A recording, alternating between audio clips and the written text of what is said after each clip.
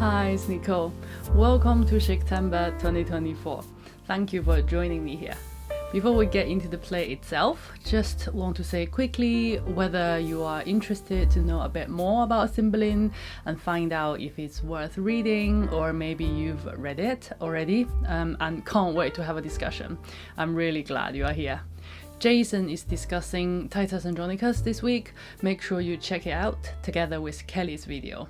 In this video, Cymbeline Part 1, I'm going to give a rough storyline of the first 3 acts of Cymbeline, and we'll come back in 2 weeks' time with Cymbeline Part 2 to discuss characters and themes in a bit more detail. So if you haven't started reading it already, you have about 2 weeks in between. I will do the same thing for King Lear, which is the second play I chose for this year. I'll talk about the storyline of Act 1 of King Lear next Saturday and discuss a couple of themes that have caught my attention on the last Saturday of September. I will not spoil the ending of either story in Part 1 videos. So, Cymbeline. Cymbeline is the name of a king of ancient Britain. At the beginning of Act 1, Scene 1, 2 gentlemen explain to us that the court is not in a happy mood because the king is not pleased. His only surviving child, a daughter called Imogen, has married a man against his will. I find hints of other Shakespeare's plays in Cymbeline all over the place. We'll be playing What Does This Remind You Of throughout this video. If you want to interact, you can pause the video, tap the timestamp icon in the comment box if you are watching on your phone, or type in the time if you are watching on a computer, and then type in your answer. I'll be able to see if you think the same way as I do. Sending multiple comments is completely fine, whatever is convenient and fun for you. So here's the first one. Imogen angers her father, who is a king, and they have a blazing row right at the beginning of the play. What does this remind you of? Now is the time to pause the video and send your guess if you are playing. I'll stop saying this for the rest of the video, otherwise you'll get annoying. You ready? It feels very much like Cordelia and King Lear at the beginning of King Lear. She's quite a fiery girl. Sir, it is your fault that I've loved Posthumus. You bred him as my playfellow, and he is a man worth any woman. It's also interesting to note Cordelia is one of 3 children who is singled out because she is the true and loving one. Imogen is also one of 3 children who is singled out because she is the only one left. We are told by the 2 gentlemen at the beginning that the 2 older sons of Cymbeline are stolen and lost for the last 20 years. These 2 gentlemen tell us so much. It's a bit of an information overload. Not sure how you feel about it. The story of Cymbeline is pretty complicated overall. The final scene is also full of information and big reviews. Judi Dench said when she played Imogen in the last scene, she ran out of faces to pull. Back to Act 1, Scene 1. The reason Imogen angers her father is because she married a man of her own choice called Posthumus instead of the man her father chooses. Imogen's husband is then exiled on pain of death as a result. What does this remind you of? Romeo and Juliet. Because of the exile, there is a farewell scene between Imogen and Posthumus, just like the one in Romeo and Juliet. It's quite funny. For both couples, the women say, "Wilt thou be gone? It is not yet near day. It was the nightingale and not the lark that pierced the fearful hollow of thine ear. Stay yet, thou needst not be gone." And the men are both super unsentimental. Romeo says, "It was the lark, the herald of the morn, no nightingale." Do you think she doesn't know, sir? There's a similar exchange between Imogen and Posthumus, which I find quite funny. Should we be taking leave as long a term as yet we have to live, the loathness to depart would grow. Adieu. We could spend the rest of our lives saying goodbye. It'll only make it worse. I'm going. Bye. Nay, stay a little, don't go just yet. Were you but riding forth to air yourself, such parting were too petty. If you were just going out for some fresh air, a farewell like this would not be good enough, let alone this might be the last time I ever see you. Juliet agrees with Imogen that the farewell is way too hasty and unceremonial. Art thou gone so? Is that it? In addition to Cymbeline the king, Imogen and Posthumus, we get introduced to a few more characters in Act 1. The queen and her son Cloten. The two gentlemen, them again, in the beginning scene tell us that the court judges Posthumus a poor but worthy gentleman, and Cloten a thing too bad for bad report. Act 1 Scene 2 shows him to be a comic villain, useless and stupid. Act 2 Scene 3 shows the baseness in his character. Imogen doesn't want to have anything to do with him, but he won't leave her alone. Winning will put any man into courage. If I could get this foolish Imogen, I should have gold enough. It's almost morning, is it not? Day, my lord. I would this music would come. I'm advised to give her music a mornings. They say it will penetrate. Come on, tune. If you can penetrate her with your fingering, so we'll try with tongue too. If none will do, let her remain, but I'll never give over.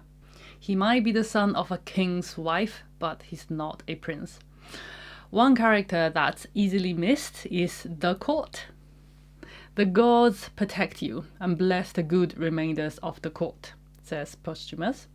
We see the court in action in Act 1 Scene 2, where one lord flatters Cloten and the other exposes his true character in witty comments.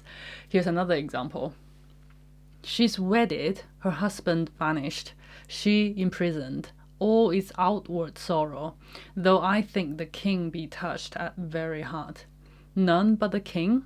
He that hath lost her too, as in Cloten, so is the queen that most desire the match, but not a courtier, although they wear their faces to the bent of the king's looks, hath a heart that is not glad at the thing they scowl at. Not one courtier who is not glad about the match, as in the match with Posthumus, even though they arrange their face into sadness appropriately to please the king. There is a sense that the court can tell right from wrong, a good man from a bad, which is quite different to the situation in King Lear. When Kent protests, he is immediately banished. When the servant challenges Cornwall, he is instantly killed. The situation just goes from bad to worse. There is no power to check the evil. But not so in Cymbeline, which is so hopeful, especially if you happen to be, like me, reading King Lear side by side. I'm not sure if it is because I've been reading them side by side. I see a lot of similarities between them. I notice themes and keywords in King Lear that are picked up by Cymbeline. For example, both of them are Jacobean plays, which means they were written later in Shakespeare's career, during the reign of King James, when James tried desperately to unite Scotland and England. So as a play written by a loyal playwright of the King's Men, we see the nation of Lear and Cymbeline referred to as Britain in contrast to England, as in his Elizabethan plays. And both stories are set in ancient Britain about mythical kings. Let's go back to the characters. Cloten, the court, and the queen. The queen promises to be a good stepmother to Imogen and to plead with the king for Posthumus' return. She also allows them extra time to say goodbye, which is very kind of her. But we find out the king wishes Imogen to marry Cloten because the queen wishes her to marry Cloten. And that's because if Imogen marries Cloten, Cloten gets to rule the kingdom. Cymbeline gets led by his new wife all over the place. We'll see another example where the king goes to war because the queen thinks it wise to go to war. So that makes us suspicious of her. In addition to that, the first verdict of the queen is given by the virtuous Imogen. Imogen says the queen's kindness is dissembling courtesy. What does dissembling remind you of? Richard III or Edmund in King Lear. But for me, dissemble is a character trait that's most closely associated with Richard III. Even the way she talks is the same. For you, Posthumus, so soon as I can win the offended king, I'll be known your advocate. Be brief, I pray you. If the king come, I shall incur I know not how much of his displeasure. Richard III says to Clarence, I will unto the king, and whatsoever you employ me in, were it to call King Edward's widow's sister, I will perform it to enfranchise you. Enfranchise means to set free. I will plead for your freedom, even though it's going to cost me dearly. Imogen is soon proved right. We see the queen showing her true colors by acquiring poison from Dr. Cornelius and giving it to Imogen's servant, Bassanio, to kill him. She says, It is a thing I made, which hath the king 5 times redeemed from death. I do not know what is more cordial. Nay, I prithee take it. It is an earnest of a further good that I mean to thee. The queen gives it as poison. Bassanio takes it as cordial. What neither the queen nor Bassanio knows is that it's something else altogether. I see this as the court as a character in action. I'll talk about them in detail in the part 2 video. When Dr. Cornelius gives it to her, he says, Those she has will stupefy and dull the sense awhile, which first perchance she'll prove on cats and dogs, then afterward up higher. But there is no danger in what show of death it makes, more than the locking up the spirits a time, to be more fresh, reviving. The drug will stupefy and dull the senses for a while. There is no danger in the appearance of death that the drug induces. It will lock up the spirits for a while and the person will wake up refreshed. What does the drug remind you of? Yes, Romeo and Juliet again. This is Juliet's drug, except Juliet drinks knowing what the drug does. But who is going to drink this? And since the drug is mentioned, of course it's going to be swallowed by someone at some point. The next key character is Iachimo, whom the exiled Posthumus meets in Italy and lays a wager on the honor of Imogen. Iachimo seems to dislike Posthumus for no apparent reason right from the start, and their cause for getting into this dangerous gamble is really trivial. The whole affair sounds pretty irrational and beastly to me. Posthumus boasts about Imogen's honor and goodness. Iachimo boasts that he can easily prove him wrong. Next thing we know, Iachimo arrives at the court of Britain to seduce Imogen. His first tactic is to alienate Posthumus and Imogen. He lies about how happy Posthumus is in Italy, eating, drinking, and merrymaking with prostitutes. He implies that Posthumus has forgotten her and offers himself, as in offers Iachimo himself as her lover, for her to revenge. Imogen sees through his game and says, Go away now, otherwise you'll be in so much trouble with my dad. I find it quite sweet how she mentions her dad in the hour of crisis, even though she's locked up by him and they are not speaking. When his first tactic fails, Iachimo quickly changes course and says that's just a test to see how she would respond to his advance. Now he can go back and reassure Posthumus, who sits among men like a descended god, who is the best feather of our wing. He praises Posthumus to get back into Imogen's good books. This is his second tactic. If he can't have real evidence against her, he'll create some fake evidence to prove her unfaithful. Making up fake evidence against a wife's innocence to provoke the husband to jealousy, madness, and murder. Does this remind you of anything? Othello. The way Yashimo conjures up non-existing but convincing sexual images with provocative language is very similar to Iago. Oh, dearest soul, your course doth strike my heart with pity that does make me sick.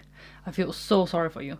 A lady so fair and fastened to an empery, you are so beautiful, and you own an empire, you are a princess, would make the greatest king double, you can make the greatest king worth twice as much. You, to be partnered with tomboys hired with that self-exhibition which your own coffers yield.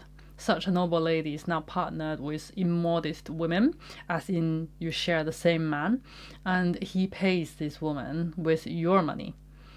With diseased venturous prostitutes that play with all infirmities for gold, which rottenness can lend nature. Such boiled stuff. Again, prostitutes as well might poison. So at night, we see Yashimo appear in sleeping Imogen's bedchamber. There are a lot of hints about rape, which sets up expectations that this might go the same way. Yashimo starts by saying, "Our Tarquin thus did softly press the rushes ere he wakened the chastity he wounded." Tarquin is a Roman who, in the legends, raped Lucretia, is the subject of Shakespeare's long narrative poem, The Rape of Lucrece. Lucrece's husband praises his wife for being beautiful and chaste, and straight away Tarquin goes and rapes Lucretia while the husband is away. There's a detail in The Rape of Lucrece where Tarquin touches her chest and wakes her up. That's probably the bit Yashimo is talking about. Our Tarquin thus did softly press the rushes, the floor covering, ere he wakened the chastity he wounded. If the audience knows the story of Tarquin, they'd probably be expecting Imogen to commit suicide, because that's what Lucrece does. Before Yashimo goes back to his hiding place, he bookends it with another literary allusion to rape.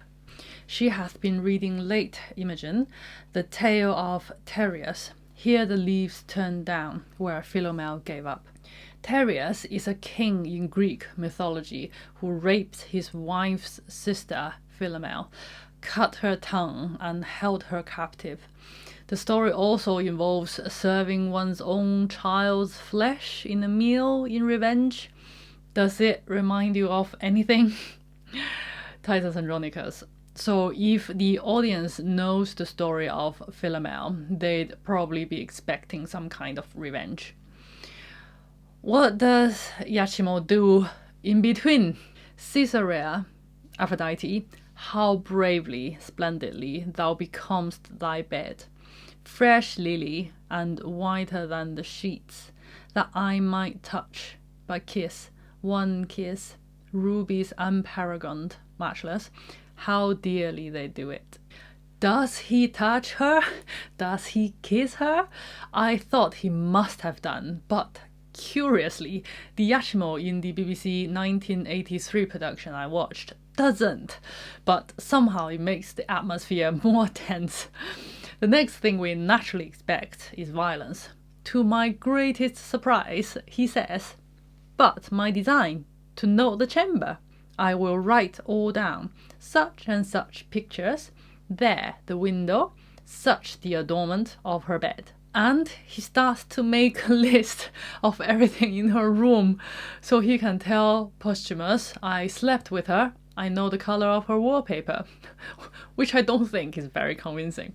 However, more effectively, he steals Imogen's bracelet, which was given by Posthumus in Act 1, Scene 1, and he notes, "On her left breast, a mole sink-spotted, like the crimson drops in the bottom of a cowslip. Here's a voucher stronger than ever law could make. This secret will force him think I have picked the lock and tamed the treasure of her honor." Back goes Yashimo to Italy and tells the gullible Posthumus that he has succeeded. By the end of their conversation, Posthumus believes him so deeply that he says, If you will swear you have not done it, you lie, and I will kill thee if thou dost deny thou'st made me cuckold. You are lying if you swear that you have not slept with my wife, and I will kill you if you deny you have slept with my wife. Oh, that I had her here to tear her limb meal. Just like Othello says, I'll tear her all to pieces. There are conflicts on the personal level as well as on the national level. To make the story more epic, Shakespeare makes sure there's a war going on between Britain and the Roman Empire, just like there's a war between France and Britain in King Lear. I haven't mentioned my favorite character in the play at all. I kind of did a little bit. Pausanias, Posthumus and Imogen's servant, now appears on stage. Sad because he gets a letter from his master, Posthumus, ordering him to kill Imogen. How? Adultery? Wherefore write you not what monsters her accuse? He doesn't for a second believe her committing adultery. Leonatus, O master, what a strange infection is fallen into thy ear. What false Italian, as poisonous tongued as handed, has prevailed on thy too ready hearing? What false accusation have you heard? You are too gullible. He knows immediately and has no doubt that it's a lie. Disloyal? No, she's punished for her truth and undergoes more goddess-like than wife-like such assaults as would take in some virtue. She endures a lot of pressure from her father and the queen, from the clot-head Cloten. I wonder if he knows that Iachimo tries to seduce her too. O my master, thy mind to her is now as low as were thy fortunes. How, that I should murder her, upon the love and truth and vows which I have made to thy command? Posthumus can command him to carry out a crime as bad as murder, because Pausanias vows to be a loyal servant. I, her blood, what will he do? This next line is why I especially admire him. If it be so to do good service, never let me be counted serviceable. If killing her is to do good service, I'd rather be called a bad servant. How look I that I should seem to lack humanity so much as this fact comes to? We'll talk about the nature of being a good servant and the significance of it in Cymbeline in the part 2 video. But for now, Imogen and Pausanias get to Milford Haven in Wales, where Imogen believes she will meet her husband, but Pausanias reluctantly reveals to her the order of murder. She's heartbroken. What shall I need to draw my sword? The paper hath cut her throat already. I was really touched when I first heard this line. He understands how she feels. Imogen has no friend or confidant that's her equal, like Beatrice and Hero or Rosalind and Celia. Everyone around her is against her, except Pausanias, who is an anchor in the storm. Thou art all the comfort the gods will dye me with. His faith in his master and mistress's innocence and integrity is firmer than theirs for each other. It cannot be but that my master is abused. Some villain, aye, and singular in his art, hath done you both this cursed injury. Some Roman courtesan? No, on my life. He gives her a bold but sensible solution for the difficult situation. He will tell Posthumus that she's dead. She will go to seek a position with the Roman ambassador disguised as a page boy in order to find out what's really going on with Posthumus. Remember, Posthumus is exiled in Italy at the moment. A noble woman, fallen from grace, seeks protection from a powerful man in disguise. What does this remind you of? 12th Night. In the pivotal moment, right in the middle of the play, Act 3, Scene 4, again, where Imogen is supposed to die, she is instead, with the help of Pausanias, transformed into a young man with new clothes, a new name, carrying a new mission in a new landscape, the Welsh mountains. May the gods direct you to the best. With those parting words, Imogen is now truly alone. One last round of our game. The protagonists leave the city for the countryside and at the end come back to the city. What does this remind you of? There are probably a few examples of this in Shakespeare's plays, but the one I'm most familiar with is A Midsummer Night's Dream. Imogen has now left her familiar, stifling environment behind and come to a wild and transforming landscape where she finds kindness but also goes through the depths of hell. As if in a dream or a fairy tale, two noble young men appear with a wise old man living in a cave. I think I will stop here. As I mentioned, I will talk about the nature of a good servant and the significance of it in Cymbeline in the part 2 video, which will come out in 2 weeks' time, hopefully. I'm also curious about why Cymbeline was classified as a tragedy in the first folio, so we'll have a chat about that. If you get to read it or have read it already, please let me know what struck you or puzzled you from the story.